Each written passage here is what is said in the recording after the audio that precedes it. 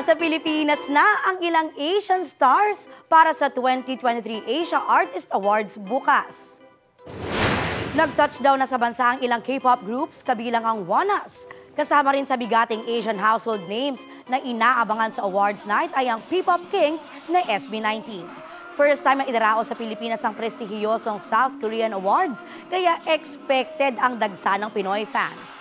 Kaugnay niyan, nag-abiso na ang pamunuan ng North Luzon Expressway sa posibleng traffic simula 8 a.m. hanggang 10 p.m. bukas. Kaya po sa mga babiyahe papuntang Bukawi o Santa Maria, pwedeng dumaan sa Marilao, Bukawi o Tambubong exits. Mga kapuso, para sa mga maiinit na balita, mag-subscribe sa GMA Integrated News sa YouTube.